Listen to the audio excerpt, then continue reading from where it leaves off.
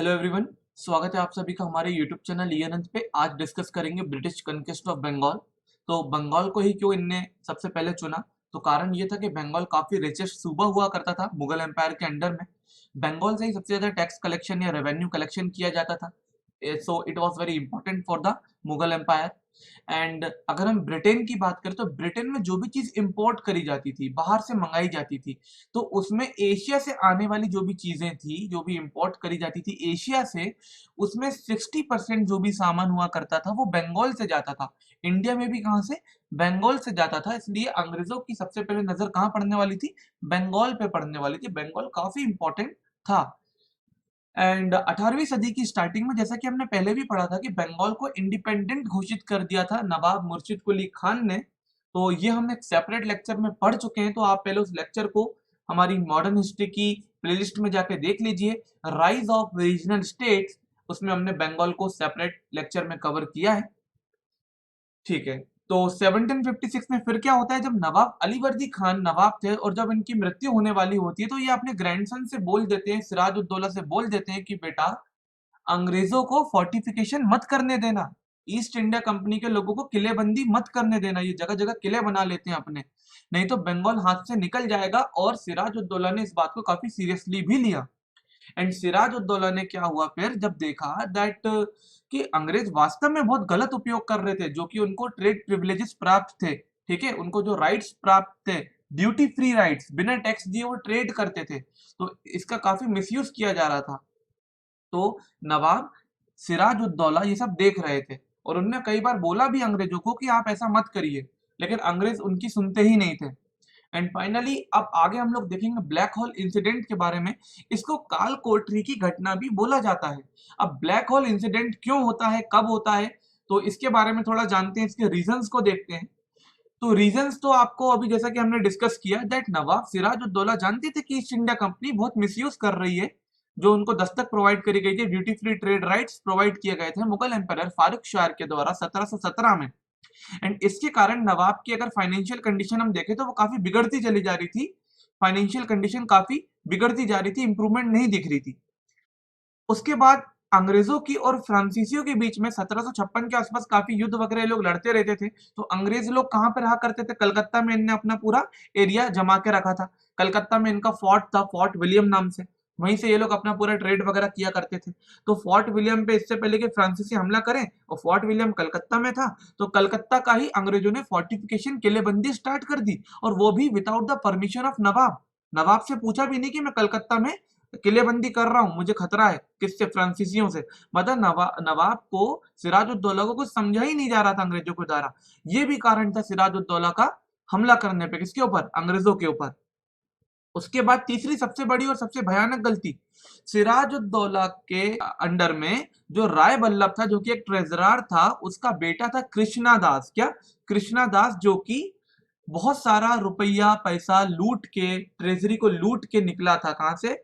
बंगाल से। और जब ये जा रहा था तो इसको अंग्रेजों ने क्या कर दिया? असाइलम प्रोवाइड कर दिया, इसको सपोर्ट किया, इसको बिल्कुल सपोर्ट किया और अपने साथ रख लिया सेफ्टी के लिए। तो कृष्णा दास तो भगोड़ा था और दुश्मन था, एक तरीके से गुनेगार था, किसका? बंगाल के नवाब का।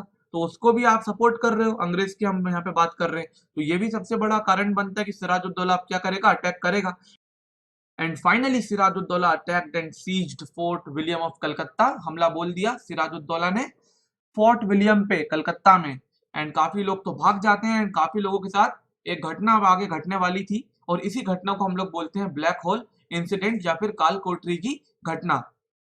तो इसी काल कोठरी की घटना में नवाब ने बंदी बना लिया 146 इंग्लिश पर्सन्स को, अंग्रेजों को। 146 कुछ लोग थे, और उनको एक बहुत ही छोटे रूम में बंद कर दिया, कोठरी में बंद कर दिया। और सफोकेशन के कारण, घबराहट और सांस ना लेने के कारण क्या होता है, 123 लोगों की मृत्यु हो जाती है। और इसी घटना को नाम दिया गया है इतिहास में ब्लैक होल इंसिडेंट के नाम से। तो जब अंग्रेजों को पता चलता है कि ऐसा ऐसा हुआ है, तो मद्रास से एंट्री होती है किसकी? रॉबर्ट क्लाइव की। एक स्ट्रांग फोर्स को लेके आता है, ताकि अंग्रेजों की जो पोजीशन खराब हो गई है कलकत्ता में, उसको इंप्रूव कर दे। तो मद्रास से आते हैं रॉबर्ट क्लाइव। और रॉबर्ट क्लाइव को फॉक्स ऑफ द कंपनी भी बोला जाता है, लोमड़ी बोला जाता था, क्योंकि बहुत ही शातिर दिमाग था, किसका? रॉबर्ट क्लाइव का। ये वापस लड़ने आए थे सिराजुद्दौला से बंगाल में। एंड इनने लड़ाई करने से पहले क्या किया, सिराजुद्दौला के गद्दार जो थे, कौन कौन गद्दारी करते हैं सिराजुद्दौला से, मीर जाफर जो कि कमांडर था सिराजुद्दौला का, राय दुर्लभ जो कि ट्रेजरार था, जगत सेठ जो कि एक बैंकर था, एंड ओमी चंद जो कि एक मर्चेंट था। इन सभी ने मिलकर सिराजुद्दौला को धोखा देने की बिल्कुल तैयारी कर ली थी, रॉबर्ट क्लाइव से हाथ मिला लिया। अब कमांडर ही अगर, नवाब का कमांडर, पूरी आर्मी जिसकी बात सुनेगी, वही अगर अंग्रेजों के साथ मिल जाएगा तो आगे अगर युद्ध होगा तो कमांडर क्या करेगा, बिल्कुल अंग्रेजों का साथ देगा और क्या, नवाब की हार हो जाएगी। और यही होता है। और अकॉर्डिंग टू द डील ये भी डिसाइड कर लिया गया था कि बैटल जब जीत जाएंगे अंग्रेज, जब ये बैटल को जीत जाएंगे जो आगे लड़ाई होने वाली थी, तो इसमें मीर जाफर को बाद में बंगाल का नवाब बना दिया जाएगा। तो यहाँ पे लास्ट पॉइंट में आप देखिए, इंग्लिश फॉर्ट बैक वाले सेक्शन में आप देखिए लास्ट लाइन में, the English victory in the battle of Plassey was decided before the battle was even fought. मतलब बैटल ऑफ प्लासी की जीत तो बैटल के लड़ने से, बैटल की शुरुआत से पहले ही डिसाइड हो गई थी कि इसमें जीत तो होने वाली थी किसकी, अंग्रेजों की। तो ये एक ऐसा बैटल है जो कभी लड़ा भी नहीं गया, ऐसा भी इसको बोला जाता है, the battle which was not even fought, ऐसा भी इसको कई बार बोला जाता है। लड़ाई तो इसमें हुई ही नहीं है, क्योंकि लड़ाई शुरू होते ही गद्दारी हो गई, नवाब को धोखा दे दिया गया और बैटल ऑफ प्लासी में नवाब हार जाता है। तो बैटल ऑफ प्लासी 23 जून 1757 को क्या क्या हुआ वो भी देखते हैं। तो विलेज था प्लासी नाम से, एक गांव था प्लासी नाम से, वहीं पे लड़ाई लड़ी गई तो इसका नाम हो गया battle of Plassey. And conspiracy पहले ही कर ली गई थी रॉबर्ट क्लाइव के द्वारा, और नवाब की 50,000 की सेना अंग्रेजों की मुट्ठी भर सेना से हार जाती है, क्योंकि मीर जाफर क्या कर देता है, धोखा दे देता है। एंड रिजल्ट ये निकल के आता है कि अंग्रेज मीर जाफर को अगला नवाब बना देते हैं बंगाल का, और मीर जाफर क्या करता है, 24 परगनास की जमींदारी को अंग्रेजों को सौंप देता है कि ये 24 परगनास, छोटे छोटे जो एरियाज थे, इनकी जमींदारी आप अंग्रेजों के हाथ में, जाइए जो करना है करिए, जो टैक्स वसूलना है वसूलिए। एंड मीर जाफर ने एक चीज और करी कि 2 करोड़ रुपए का कंपनसेशन भी प्रोवाइड किया अंग्रेजों को, क्योंकि नवाब ने क्या किया था, अंग्रेजों के खिलाफ युद्ध छेड़ दिया था, तो इसकी भरपाई भी मीर जाफर को 2 करोड़ रुपए चुका के करनी पड़ी। जब बैटल ऑफ प्लासी की जीत के बारे में ब्रिटेन में पता चलता है तो ब्रिटेन में काफी तारीफ होती है रॉबर्ट क्लाइव की, और ब्रिटेन से एक ऑर्डर आता है कि रॉबर्ट क्लाइव को गवर्नर बना देते हैं बंगाल का। And finally Robert Clive became the governor of Bengal. तो ये था पूरा बैकग्राउंड बैटल ऑफ प्लासी के बारे में भी हमने देखा 23 जून 1757 को। तो अब अगर हम लोग बात करें कि सिग्निफिकेंस क्या निकल के आता है बैटल ऑफ प्लासी का, तो पॉलिटिकल सिग्निफिकेंस अगर देखें तो it led the foundation of British empire in India. इसी ने ब्रिटिश एम्पायर की फाउंडेशन को क्या किया, सपोर्ट किया इंडिया में। It led the foundation of British empire in India. And एक और यहाँ पे बताते हैं कि बैटल ऑफ प्लासी के बाद कलकत्ता के ऊपर अंग्रेजों की सॉवरेनिटी को मान लिया गया। मतलब नवाब ने क्लियर बोल दिया कि आज के बाद कलकत्ता का पूरा जो भी काम है सब आप ही लोग देखिए, मैं कलकत्ता के मामले में तो कुछ बोलूंगा ही नहीं। कलकत्ता की पूरी जिम्मेदारी किसकी, अंग्रेजों की। तो कलकत्ता तो हम सभी जानते हैं, कलकत्ता कितना इंपॉर्टेंट बनता है आगे जाके, किसके लिए, ईस्ट इंडिया कंपनी के लिए, और बाद में जब ब्रिटेन का असली शासन स्टार्ट होता है क्वीन का, उसके लिए। तो कलकत्ता तो काफी इंपॉर्टेंट बनी जाएगा आगे। अब चलिए देखते हैं मीर जाफर को जब फिर नवाब बना दिया जाता है 1757 में, तो 1760 तक ये नवाब रहता है। तो इन 3 साल में क्या हुआ, इन 3 साल में ये हुआ कि रॉबर्ट क्लाइव बहुत ज्यादा इंटरफेरेंस करता था, बिल्कुल मीर जाफर को परेशान करके रख दिया था, बिल्कुल उसको कठपुतली की तरह ये लोग यूज कर रहे थे अंग्रेज लोग। तो मीर जाफर काफी फ्रस्ट्रेट हो जाता है, इरिटेट हो जाता है, और वो एक षड्यंत्र रचता है डच लोगों के साथ चिनसुरहा में। ठीक है, जगह है चिनसुरहा, अंग्रेजों के खिलाफ, कि चलो मिलके अंग्रेजों को हरा के भगा देते हैं। लेकिन अंग्रेजों ने इससे पहले क्या किया, डच को ही हरा दिया, और बैटल ऑफ बिदार में जब डच हार जाते हैं 1759 में, तो मीर जाफर को फिर अंग्रेज समझ जाते हैं कि मीर जाफर भरोसे लायक आदमी तो नहीं है। एंड मीर जाफर को अंग्रेज फोर्स करते हैं कि तुम रिजाइन करो नवाब की पोस्ट से। और मीर जाफर के बाद अगला नवाब किसको बनाया गया, मीर कासिम को बनाया गया, जो कि मीर जाफर का ही दामाद था। तो मीर जाफर ने रिजाइन कर दिया और अगला नया नवाब बनता है मीर कासिम 1760 से 1763 तक। तो मीर कासिम के बारे में कहते हैं कि ये काफी एबल रूलर था, काफी योग्य आदमी था ये। एंड इसने क्या किया, जैसे ये नवाब बनता वैसे ही ये अपनी कैपिटल को मुर्शिदाबाद से मुंगेर बिहार में शिफ्ट कर लेता है ताकि अंग्रेज ज्यादा दखल ना दे पाए इसके कामकाज में। एंड मीर कासिम भी जब ये देखता है कि दस्तक जो प्रोवाइड करी गई थी मुगल एम्पायर फारिक शाह के द्वारा 1717 में अंग्रेजों को, the duty free trade rights जिनको हम बोलते हैं, तो अंग्रेज इसका वास्तव में बहुत ज्यादा मिसयूज कर रहे थे। तो इसने इस सिचुएशन को कैसे डील किया, इसने बोला ठीक है अंग्रेजों को ड्यूटी फ्री ट्रेड राइट्स मिले हैं, तो मीर कासिम ने बोला कि ठीक है आप ड्यूटी फ्री ट्रेड राइट्स का मिसयूज कर रहे हैं, कोई बात नहीं। इसने क्या किया, पूरे बंगाल बिहार और उड़ीसा को ही ड्यूटी फ्री कर दिया। अब इससे अंग्रेज बहुत ज्यादा गुस्सा हो गए और नवाब मीर कासिम को हटा दिया गया। और वापस जब नवाब बनाएंगे लोग किसको, मीर जाफर को, ये सोच के कि भैया मीर जाफर कम से कम इतना परेशान नहीं कर रहा था जितना कि खतरनाक साबित हुआ कौन, मीर कासिम। तो वापस से नवाब बना दिया जाता है मीर जाफर को 1763 से 1765 तक, 1763 टू 1765 मीर जाफर वापस आ गया। एंड अब मीर जाफर बिल्कुल समझ चुका था कि भैया अंग्रेजों से पंगा नहीं ले सकते, अभी बड़ी मुश्किल से गद्दी वापस मिली मीर जाफर को। तो इसने जैसी गद्दी वापस मिली, इसने अंग्रेजों को खुश करने के लिए क्या कर दिया, मिदनापुर, बुर्दवान और चित्तागोंग की डिस्ट्रिक्ट जो थी इसकी भी पूरी जिम्मेदारी अंग्रेजों को दे दी, ठीक है, ताकि वो अपनी आर्मी का मेंटेनेंस भी यहाँ से जो भी टैक्स कलेक्शन है उससे निकाल लें। और इसने क्या किया, वापस से वो जो फैसला लिया गया था मीर कासिम के द्वारा, पूरे बंगाल को जिसने पूरा ड्यूटी फ्री कर दिया था उसको कैंसिल किया और सिर्फ ड्यूटी फ्री ट्रेड राइट्स किसको दिए, सिर्फ और सिर्फ इंग्लिश को दिए बंगाल में, अंग्रेजों को। अब इसके बाद होने वाला है बैटल ऑफ बक्सर 1764, तो ये भी एक टर्निंग पॉइंट था इंडियन हिस्ट्री में, अंग्रेजों के लिए काफी इंपॉर्टेंट था बैटल ऑफ बक्सर भी। तो मीर कासिम को जब भगा दिया गया तो वो चुप तो बैठेगा नहीं, मीर कासिम चला जाता है, अवध के नवाब शुजा उद दौला से हाथ मिलाता है, मुगल एम्पायर जो थे उस समय के शाह आलम द्वितीय उनसे हाथ मिलाता है, बोलता है चलो मिलकर अंग्रेजों को भगा दिया जाए, है ना। और इसमें होता क्या कि the combined armies of Mir Qasim, इन सबकी कंबाइंड आर्मीज, मीर कासिम की, नवाब ऑफ अवध शुजा उद दौला की, मुगल एम्पायर शाह आलम द्वितीय की, इनको भी अंग्रेजों ने हरा दिया। किसके अंडर में, मेजर हेक्टर मुनरो के अंडर में। तो काफी इंपॉर्टेंट ये नेम है मेजर हेक्टर मुनरो। तो बैटल ऑफ बक्सर में अंग्रेजों की तरफ से पूरा रोल किसने प्ले किया, इंपॉर्टेंट रोल, वो था मेजर हेक्टर मुनरो, इसी ने जीत दिलाई बैटल ऑफ बक्सर में। और बैटल ऑफ बक्सर के बाद 1765 में होने वाली थी ट्रीटी ऑफ इलाहाबाद। और दोस्तों ट्रीटी ऑफ इलाहाबाद को करने आता है Robert Clive. Major Hector Munro ने तो बैटल ऑफ बक्सर में जीत दिलाई, लेकिन जो ट्रीटी हुई है उसमें आ गया रॉबर्ट क्लाइव, वापस एंट्री होती है इसकी। और ट्रीटी ऑफ इलाहाबाद में अगर देखें तो रॉबर्ट क्लाइव और शुजा उद दौला के बीच में भी कुछ डील करी गई थी, और रॉबर्ट क्लाइव और मुगल एम्पायर शाह आलम द्वितीय के बीच में भी कुछ डील करी गई थी।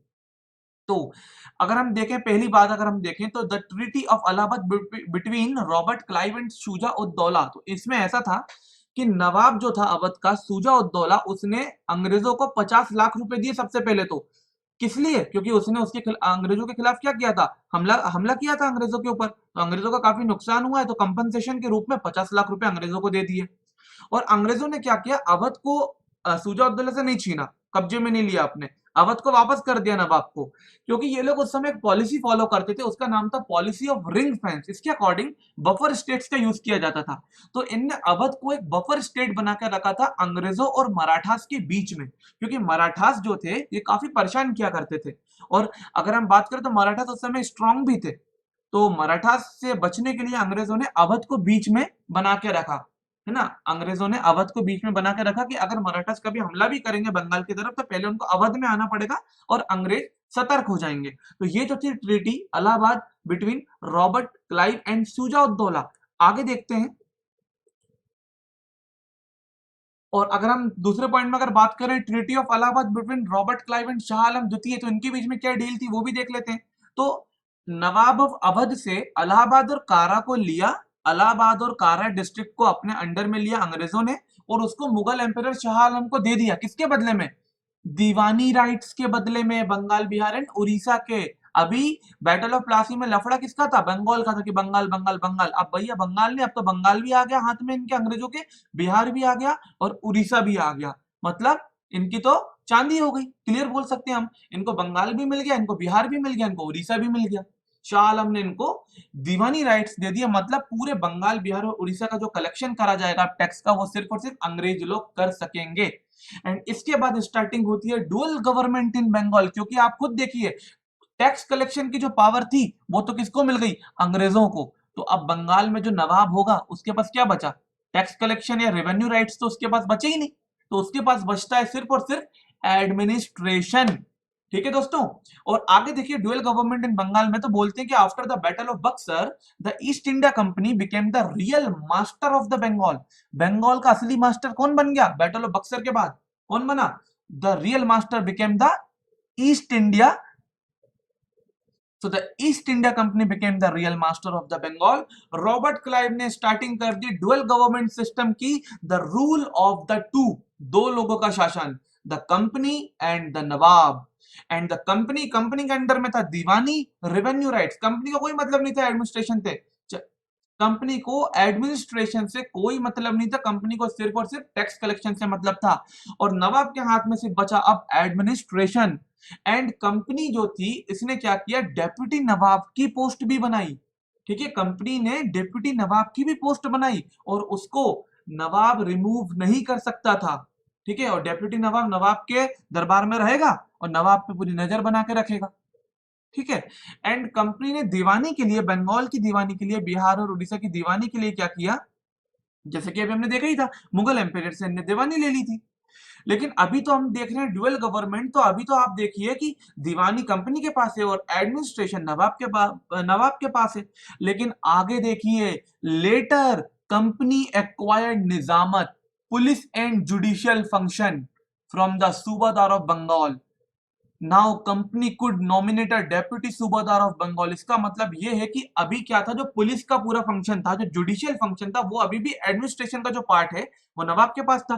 तो इनने क्या किया, निजामत, इसको बोलते हैं निजामत, तो निजामत का राइट भी कंपनी ने अपने हाथों में ले लिया। तो नवाब के एडमिनिस्ट्रेशन में से अब आप हटा दीजिए पुलिस एंड जुडिशियल फंक्शन को, तो नवाब तो अब क्या रह गया, सिर्फ और सिर्फ एक पपेट रूलर रह गया। उसके पास तो कोई ताकत ही नहीं थी, वो तो सिर्फ एक नाम का नवाब बचा अब। ठीक है। और डेप्यूटी सूबादार को बंगाल में ये लोग अपॉइंट करते थे, ईस्ट इंडिया कंपनी के लोग, है ना, किसके लिए, निजामत फंक्शन को पूरा देखने के लिए। डेप्यूटी सूबादार ऑफ बंगाल, जिस तरीके से डेप्यूटी नवाब था उसी तरीके से डेप्यूटी सूबादार था बंगाल का। एंड नवाब एक पपेट रूलर बन चुका था। And for the exercise of diwani, और दीवानी के लिए कंपनी ने, जैसे कि इनने निजामत के लिए डेप्यूटी सूबेदार को अपॉइंट किया था, वैसे कंपनी ने दीवानी को वसूलने के लिए, पूरा रेवेन्यू वसूलने के लिए डेप्यूटी दीवान्स को अपॉइंट किया था। तो बंगाल के लिए जिसको अपॉइंट किया गया था डेप्यूटी दीवान, वो था मोहम्मद रजा खान।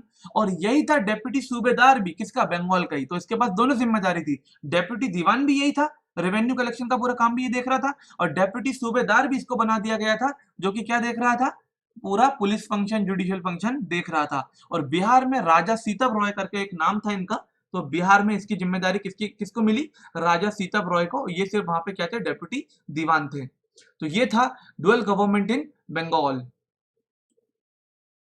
चलिए अब देखते हैं the outcomes of the dual government, की ये दोहरा शासन की जो नीति चलाई गई थी बंगाल के ऊपर रॉबर्ट क्लाइव के द्वारा, तो इससे क्या आउटकम निकल के आते हैं। तो दोस्तों सबसे पहले पॉइंट में बता दिया गया है कि the system was very corrupt, भयंकर भ्रष्टाचार देखा गया ऐसे सिस्टम में। एंड ये कैसा साबित हुआ, ये बहुत ही भयंकर साबित होता है बंगाल के लोगों के लिए, क्योंकि ना तो कंपनी और ना तो नवाब, इन दोनों को ही पब्लिक की चिंता नहीं थी, एडमिनिस्ट्रेशन की चिंता नहीं थी। और इसी के कारण क्या होता है, जब 1770 में एक फेमाइन आता है तो 10 मिलियन लोगों की मौत हो जाती है, 1 करोड़ लोगों की मौत हो जाती है। And the officials of the company started their own private trade. जब ये सब हो चुका था बैटल ऑफ बक्सर के बाद, तो ये जो कंपनी के जो लोग थे, इनने क्या किया पता है, इनने अपना प्राइवेट ट्रेड स्टार्ट कर दिया। तो इससे क्या होता है, जो ईस्ट इंडिया कंपनी था इसका रेवेन्यू भी काफी क्या हो गया, कम हो गया। और जब इसके बारे में पता चलता है कहाँ पे, ब्रिटेन में, कि ऐसा ऐसा हो रहा है, रेवेन्यू कम हो गया है, कंपनी के लोग हमको ही धोखा दे रहे हैं, कंपनी के लोग हमारे नाम से ट्रेड ना करके अपना प्राइवेट ट्रेड करके खुद अमीर होते जा रहे हैं, और ईस्ट इंडिया कंपनी का रेवेन्यू क्या हो गया, बिल्कुल बहुत कम हो गया है।